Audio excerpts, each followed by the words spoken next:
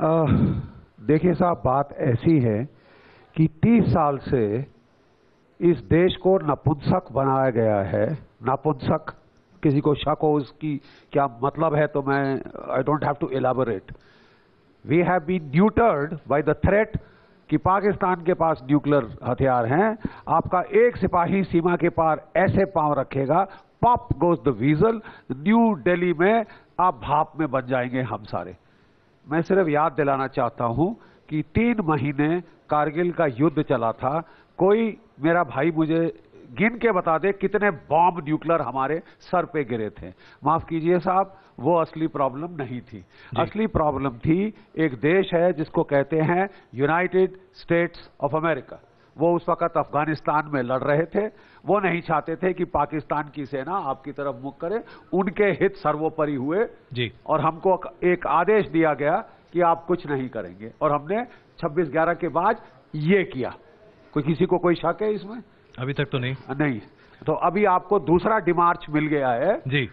Tweet कर दिया Donald Trump साहब ने कि हम बातचीत कर रहे हैं, पाकिस्तान हमको तालिबान से बातचीत करवा रहा है, हमें पाकिस्तान की जरूरत है। भारत के ब्राउन एस लोग मरे तो मरे, श्वेत लोग तो नहीं मरे ना साहब। तो क्या करना चाहिए बख्शी साहब? क्या आपके हिसाब से क्या एक स्वाभिमान देश को क्या करना चाहिए? अपने स्वाभिमान की रक्षा करनी चाहिए। क्या करना चाहिए? आप युद्ध में हैं, आप युद्ध में हैं, आपको कोई शक है?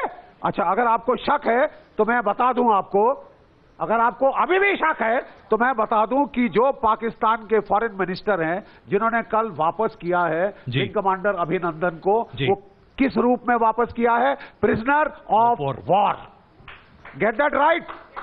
उनकी तरफ से वॉर है, हमारी तरफ से साहब एक ये कबूतर उड़ाने वाला, नोबेल पीस प्राइज को लार टपकाने वाला एक तबका है। वो कह रहा साहब हाँ ठीक है, अब बड़ी मुश्किल से फौज को इजाजत मिल गई, मोदी जी ने इजाजत दे दी, चलो साहब पार स्ट्राइक करो। लेकिन साहब केवल टेरर टारगेट्स पे स्ट्राइक होगा। हाँ, पाकिस्तान की फौज हमने देखिए बिल्कुल सही काम किया। जस्ट वॉर थ्योरी सेज कि साहब your response should be proportionate जी, जस्ट एंड प्रोपोर्शनेट। ठीक है साहब? तो हमने पाकिस्तान में कहां स्ट्राइक की? हमारे 12 मिराज 2000 जहाज गए, हमारे 4 सुखोई 30 साथ थे, हमारे एवैक साथ था, और शायद इलेक्ट्रॉनिक सप्रेशन एयरक्राफ्ट भी साथ थे। ये सारा पैकेज 80 किलोमीटर पाकिस्तान के अंदर घुस गया और बालाकोट कैंप को स्ट्राइक किया, जो कि जैश ए मोहम्मद का कैंप है। ठीक है साहब? जवाब में क्या हुआ साहब? पाकिस्तान ने दुनिया को बोला जैश ए मोहम्मद पाकिस्तान की फौज है, आप हिमाकत कैसे कर सकते हैं उसे छूने की। उसने अगले दिन हमारी फौज के 1 ब्रिगेड हेडक्वार्टर, 1 बटालियन हेडक्वार्टर और 1 एमुनेशन डंप पे हमला किया। उनकी बजी पड़ी थी क्योंकि हमारी वायुसेना भी उतर आई मैदान में, तो उनके बम दाएं बाएं गिरे। ये तो किस्मत की बात है ना साहब। लेकिन आज हमें लोग कह रहे हैं कि ये हिंदुस्तान की फौज तो फालतू है, अगर ये मर गए तो इनको तो तनख्वाह मिलती है। तो साहब डी एस्केलेट होना चाहिए, क्योंकि अमेरिका से आदेश आ चुका है, डोनाल्ड ट्रंप साहब बोल चुके हैं डी एस्केलेट होना चाहिए। मैं आपको एक लास्ट चीज बोल दूं, ठीक है साहब? क्योंकि मैं जरा, जो भी जनरल साहब होते हैं उनको तनख्वाह मिलती है 6 महीना आगे सोचने के लिए। बिल्कुल, आप समझ रहे हैं मैं क्या कह रहा हूं? General is paid to think 6 month ahead.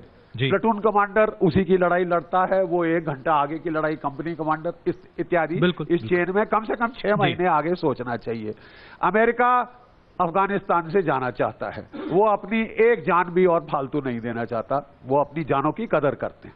ये भारतवर्ष है जिसमें 80,046, आज 2 और गए, 4 और गए ना, 46 4 50, 80,050 भारतीय लाशें सन 2008 से गिर चुकी हैं। अगर आप आंकड़े देखना चाहते हैं तो counter terrorism, south Asia counter terrorism के पोर्टल आप देखिए, 80,000 भारतीय मर गए हैं साहब। ये एकमात्र देश है जिसमें कबूतर ब्रिगेड को तो ऐसा ठेंगे का फर्क नहीं पड़ता, क्योंकि साहब वो तो ऐसे होटलों में रहते हैं, मरते बाहर गरीब इंसान हैं। चावड़ी बाजार में बेचारे जो सब्जी बेच रहे होते हैं मर जाते हैं, वो जुलू कैटेगरी में नहीं है।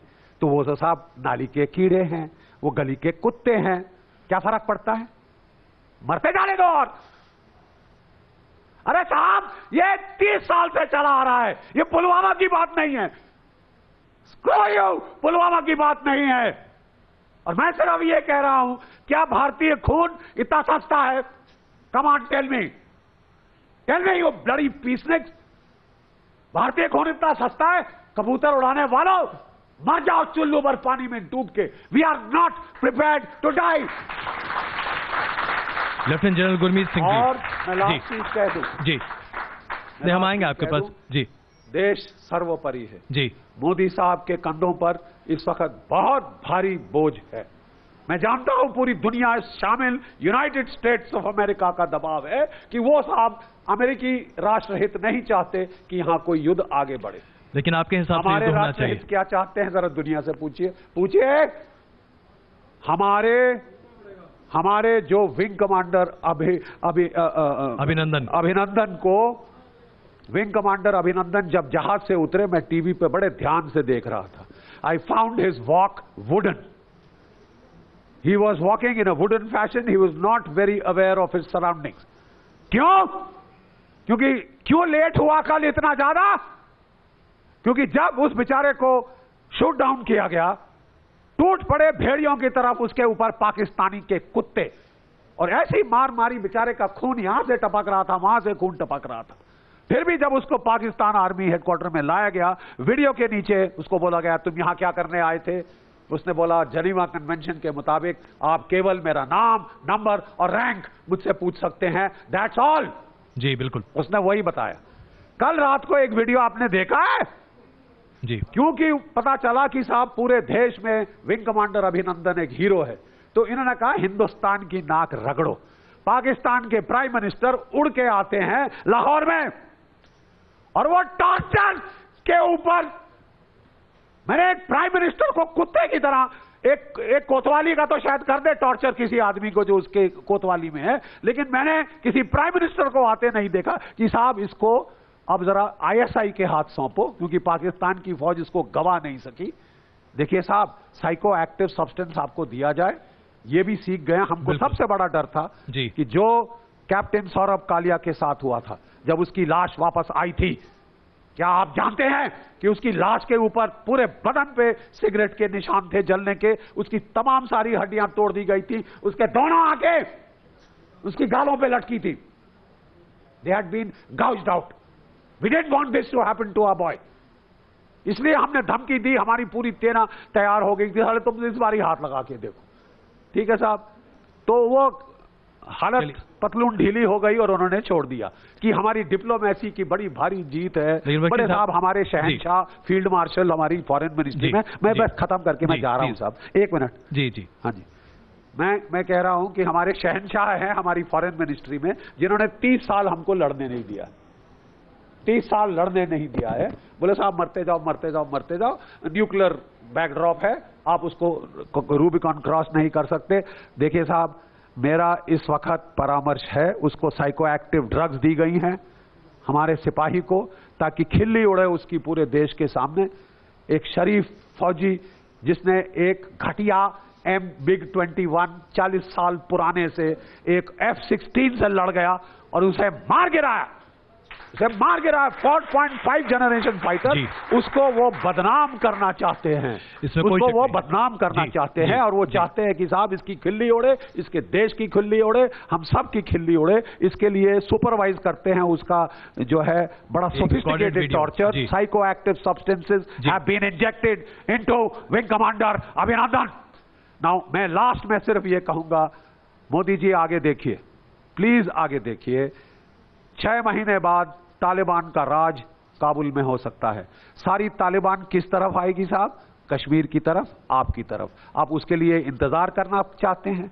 आप अभी हुर्रा बोल के खत्म करना चाहते हैं, फिर गले लगना चाहते हैं? नहीं साहब, हम नहीं लगना चाहते, हम नहीं लगना चाहते। और इस समय ऐसा है जी, भारत की जनता बड़ी ताकतवर है, तो हम युद्ध के लिए, आपके हिसाब से हम युद्ध के लिए तैयार हैं बख्शी साहब? बड़ी ताकतवर है, आपके हिसाब से हम युद्ध के लिए तैयार। लास्ट में जस्ट लास्ट 2 वर्ड्स, मैं एक पुराने भूतपूर्व सैनिक की हैसियत से, मेरी बड़ी छोटी हैसियत है, मैं 2 स्टार जनरल हूं, ये सब 3 स्टार। ठीक है साहब जी। मैं बड़े छोटे सिपाही की हैसियत से मेरा परामर्श ये है, Modi ji, this is not the time to de-escalate. जो आपने बड़ा हिम्मत वाला काम शुरू किया, take it to its logical conclusion.